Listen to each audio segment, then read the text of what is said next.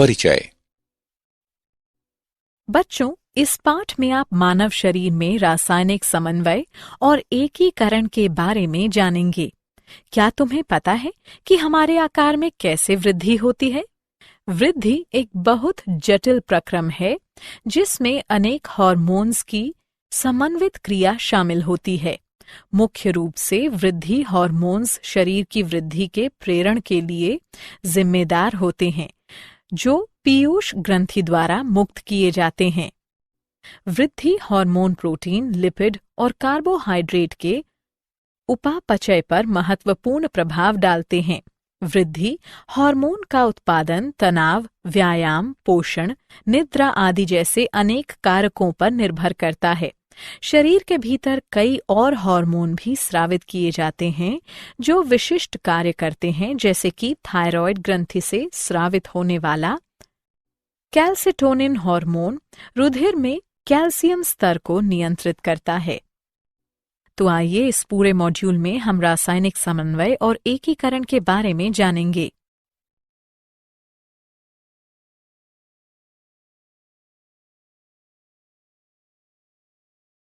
उद्देश्य।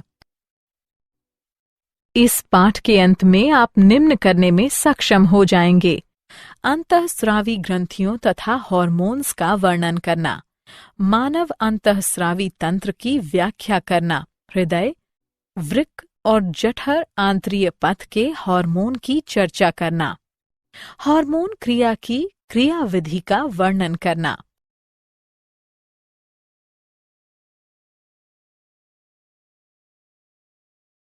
अंतःस्रावी ग्रंथियां तथा हार्मोन।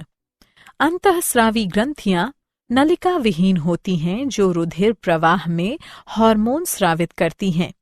इनमें पिनियल ग्रंथि, हाइपोथैलेमस, पीयूष ग्रंथि, थायरॉयड ग्रंथि, पैराथायरॉयड ग्रंथि, थाइमस, अधिवृक्क ग्रंथियां, अग्नाशय, मादा में अंडाशय और नर में वृषण शामिल हैं। हार्मोन रासायनिक पदार्थ हैं जो शरीर में संदेशवाहक अणुओं के रूप में कार्य करते हैं।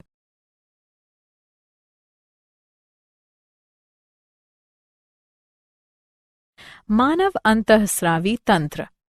मानव अंतःस्रावी तंत्र हार्मोन के कार्यों द्वारा शरीर की अनेक प्रक्रियाओं को बदल देता है। हाइपोथैलेमस। हाइपोथैलेमस मस्तिष्क के निचले केंद्रीय भाग में स्थित विशिष्ट कोशिकाओं का संग्रह है। हाइपोथैलेमस की तंत्रिका कोशिका पीयूष ग्रंथि से होने वाले हार्मोन के स्रावण को प्रेरित करने या रोकने वाले रसायनों को उत्पन्न करके पीयूष ग्रंथि को नियंत्रित करता है। हाइपोथैलेमस दो प्रकार के हार्मोन उत्पन्न करता है: मोचक हार्मोन और निरोधी हार्मोन। उदाहरण के लिए हाइपोथैलेमस से निकलने वाला गोनाडोट्रोफिन मुक्तकारी हार्मोन गोनाडोट्रोफिन के स्राव को प्रेरित करता है, जबकि हाइपोथैलेमस से निकलने वाला सोमैटोस्टैटिन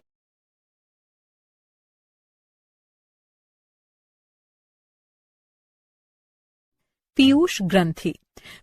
पीयूष ग्रंथि मस्तिष्क के आधार के मध्य में हाइपोथैलेमस के नीचे स्थित होती है। पीयूष ग्रंथि में दो स्पष्ट भाग होते हैं: पश्च और अग्रपिंड। पश्च पीयूष ग्रंथि तंत्रिका ऊतकों की बनी होती है। यह हाइपोथैलेमस में बनने वाले दो हार्मोन ऑक्सीटोसिन और वेसोप्रेसिन का संग्रह और स्राव करती है। ऑक्सीटोसिन बच्चे के जन्म के समय दूध के स्राव तथा गर्भाशयी चिकनी पेशियों के संकुचन को प्रेरित करता है।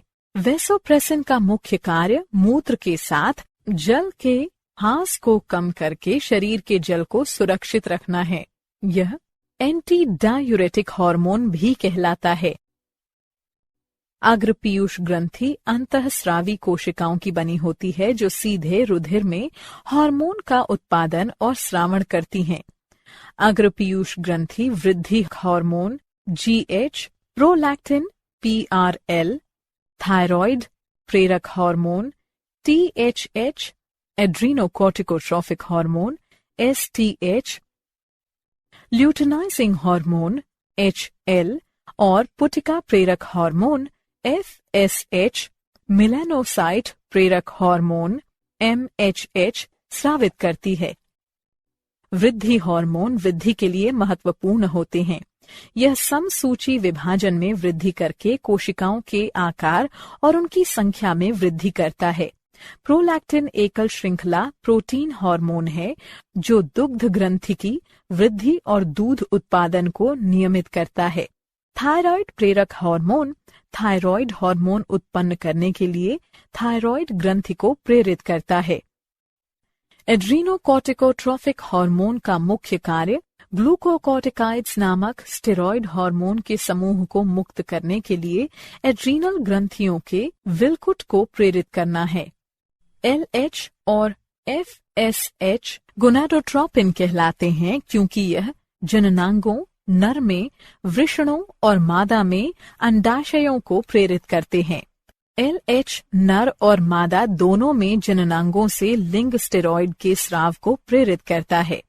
FSH अंडाशयी पुटिकाओं के परिपक्वन को प्रेरित करता है और यह शुक्राणु के उत्पादन के लिए भी महत्वपूर्ण है।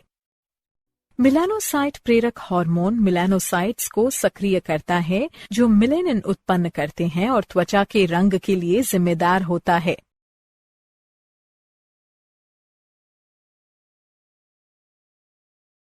पीनियल ग्रंथि। पीनियल ग्रंथि प्रमस्तिष्क गोलार्ध के बीच स्थित होती है। यह मेलेटोनिन उत्पन्न करती है जो लैंगिक विकास और सोने जागने के चक्र को प्रेरित करता है।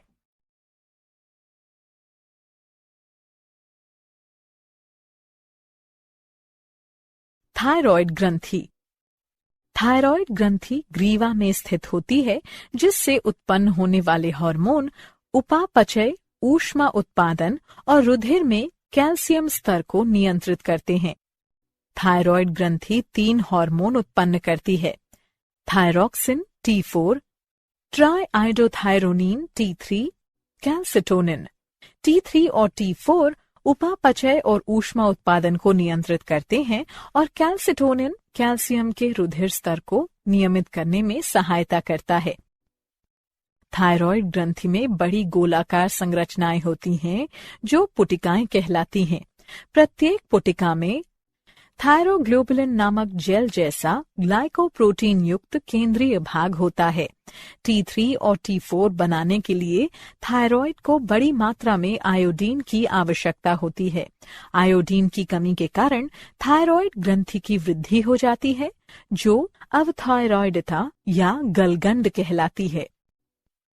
अतिरिक्त थायराइड क्रिया थायराइड अतिक्रियता के कारण वयस्कों में उपापचय में वृद्धि हो जाती है जिससे अधिक पसीना निकलता है और अधिक भोजन ग्रहण करने के बावजूद वजन घट जाता है।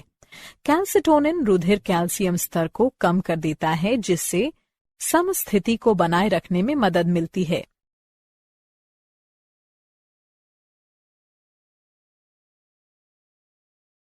पैराथायरॉयड ग्रंथि। पैराथायरॉयड ग्रंथियां 4 छोटी ऊतक ग्रंथिकाएं होती हैं जो थायरॉयड ग्रंथि की पश्च सतह पर उपस्थित होती हैं।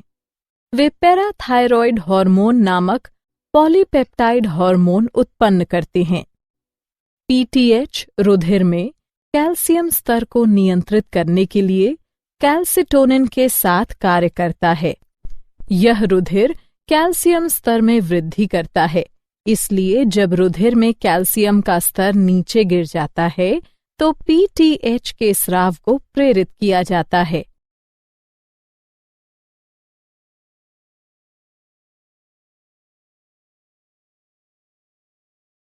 थाइमस।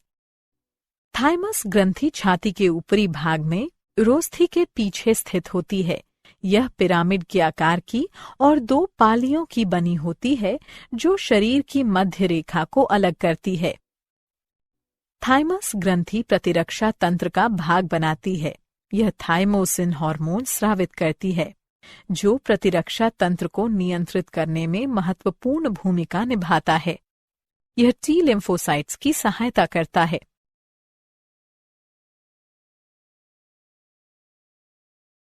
अधिवृक्क ग्रंथि। मनुष्यों में 2 अधिवृक्क ग्रंथियां होती हैं जो वृक्कों के अग्रभाग पर स्थित होती हैं। प्रत्येक ग्रंथि का बाहरी भाग अधिवृक्क वल्कुट होता है और अंतः भाग अधिवृक्क मध्यांश होता है। अधिवृक्क वल्कुट को 3 परतों में वर्गीकृत किया जा सकता है।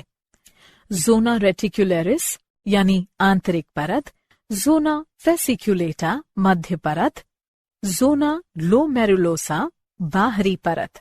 अधिवृक्क वल्कुट की कोशिकाएं 2 मुख्य प्रकार के स्टेरॉयड हार्मोन ग्लूकोकॉर्टिकॉइड और मिनरेलोकॉर्टिकॉइड स्रावित करती हैं। ग्लूकोकॉर्टिकॉइड ग्लूकोज के रुधिर स्तर में वृद्धि करता है। शरीर का मुख्य ग्लूकोकॉर्टिकॉइड कॉर्टिसोल है जो शरीर में अत्यधिक थकान होने पर स्रावित होता है और उस समय ग्लूकोज की अधिक मांग होती है क्योंकि इसका रुधिर स्तर उल्लेखनीय ढंग से गिर जाता है।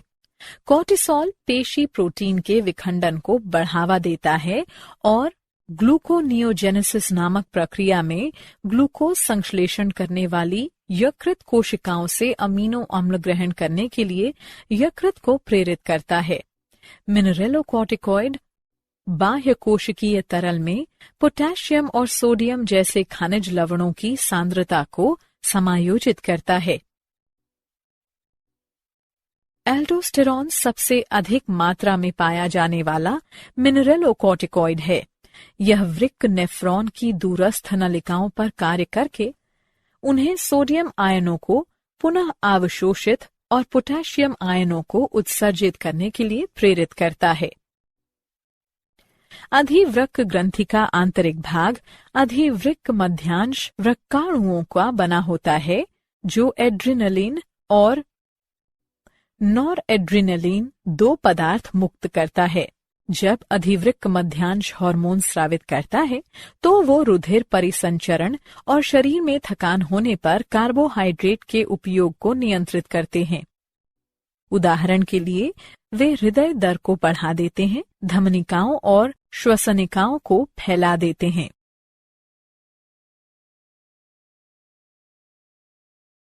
अग्नाशय अग्नाशय युक्त ग्रंथि जो अंतःस्रावी तथा बाह्यस्रावी दोनों रूप में कार्य करती है।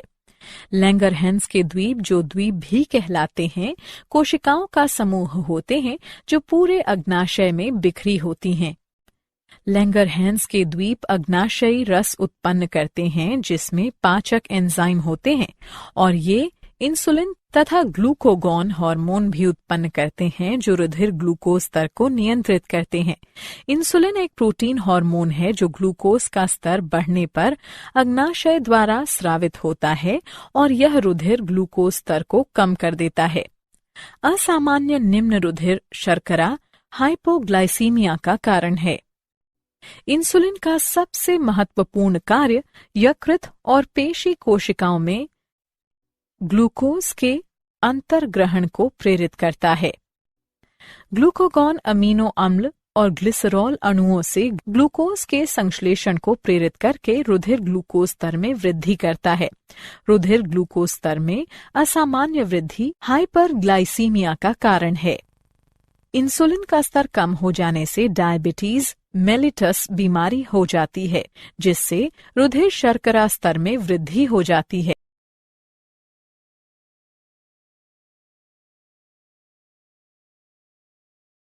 वृषण वृषण कोश में 2 वृषण स्थित होते हैं। वृषण शुक्राणु उत्पन्न करते हैं। लेइडिंग कोशिकाएं टेस्टोस्टेरॉन उत्पन्न करती हैं। टेस्टोस्टेरॉन प्रोस्टेट ग्रंथि, शिश्न, यूरिथ्रा, अंडकोश, शुक्राशय, वृषण रज्जु आदि जैसे नर जनन अंगों के विकास, परिपक्वता और कार्य को नियंत्रित करता है। टेस्टोस्टेरॉन के प्रभावों में भारी आवाज, शरीर पर बालों का बढ़ना, जननांगों की परिपक्वता, यौन रुचि, प्रजनन, स्तंभन कार्य और आत्मविश्वास में वृद्धि आदि शामिल हैं।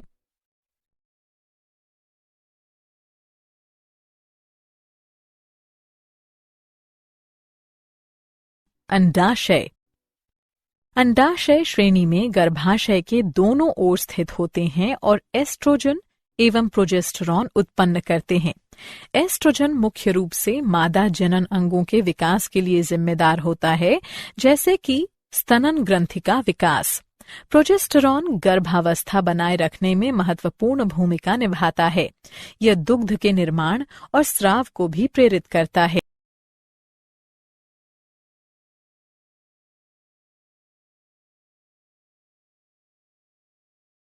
हृदय, वृक्क और जठर आंत्रीय पथ के हार्मोन। एट्रियल नेट्रियूरेटिक कारक ANF एक हृद हार्मोन है जो रुधिर आयतन और धमनीय रुधिर दाब को नियंत्रित करता है। वृक्क द्वारा उत्पन्न किए जाने वाले एरिथ्रोपोएटिन हार्मोन लाल रुधिर कोशिकाओं के उत्पादन के लिए जिम्मेदार हैं। जठर आंत्रीय पथ द्वारा उत्पन्न किए जाने वाले hormone gastrin, secretin, cholecystokinin, CCK और जठर अवरोधी पेप्टाइड GIP हैं। गैस्ट्रिन अमाशय में बनता है जो भोजन पचाने के लिए हाइड्रोक्लोरिक अम्ल उत्पन्न करता है। सेक्रेटिन बाइकार्बोनेट की प्रचुर मात्रा वाला पाचक रस मुक्त करने के लिए अग्नाशय को प्रेरित करता है। कोलिसिस्टोकाइनिन अग्नाशय और पित्ताशय से क्रमशः अग्नाशयी एंजाइम और पित्त रस के स्राव को प्रेरित करता है। जठर अवरोधी पेप्टाइड हार्मोन जठर स्राव को अवरुद्ध करता है।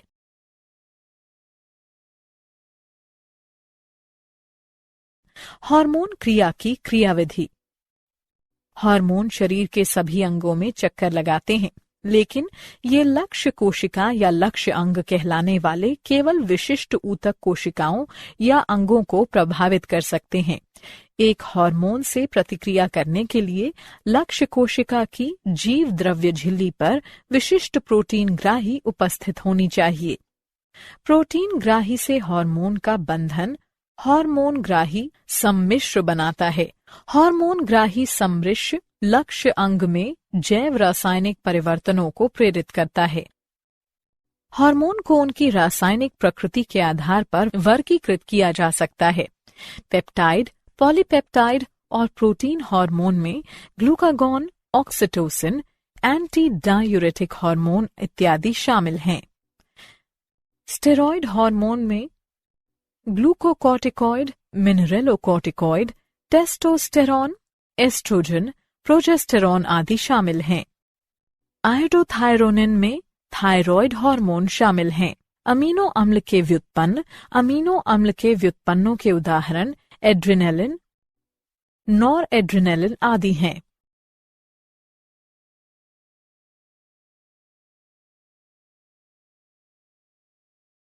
क्या आप जानते हैं? अनुसंधान से पता चलता है कि मादा में एस्ट्रोजन का उच्च स्तर स्तन, गर्भाशय और ग्रीवा के कैंसर का कारण हो सकता है। ऊष्मा शुक्राणु उत्पादन को कम कर सकती है। अधिक धूम्रपान करने और अल्कोहल ग्रहण करने से शुक्राणुओं की संख्या कम हो सकती है।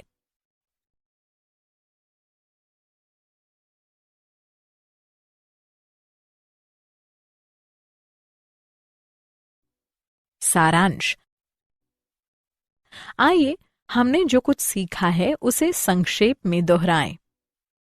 अंतःस्रावी ग्रंथियां नलिका विहीन होती हैं जो रुधिर प्रवाह में हार्मोन स्रावित करती हैं। हार्मोन रासायनिक पदार्थ है जो शरीर में संदेशवाहक अणुओं के रूप में कार्य करते हैं।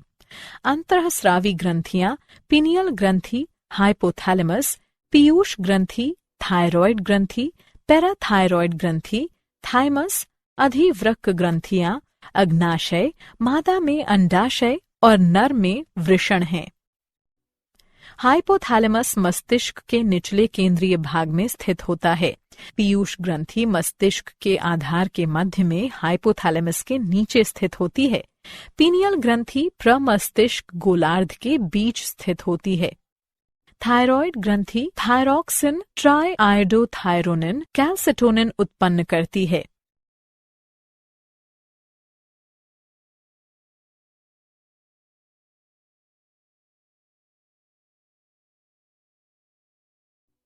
मानव शरीर में 2 अधिवृक्क ग्रंथियां होती हैं जो वृक्क के अग्रभाग पर स्थित होती हैं। अग्नाशय बहिस्रावी और अंतःस्रावी ग्रंथि के रूप में कार्य कर सकता है। टेस्टोस्टेरॉन नर जनन अंगों के विकास, परिपक्वता और कार्य को नियंत्रित करता है। एस्ट्रोजन मुख्य रूप से मादा जनन अंगों के विकास के लिए जिम्मेदार होता है। एट्रियल नेट्रीयूरेटिक कारक एक हृद हार्मोन है। एरिथ्रोपोइटिन हार्मोन लाल रुधिर कोशिकाओं के उत्पादन के लिए जिम्मेदार है। जठर आंत्रीय पथ द्वारा उत्पन्न किए जाने वाले हार्मोन गैस्ट्रिन, सेक्रेटिन, कोलिसिस्टोकाइनिन और जठर अवरोधी पेप्टाइड हैं।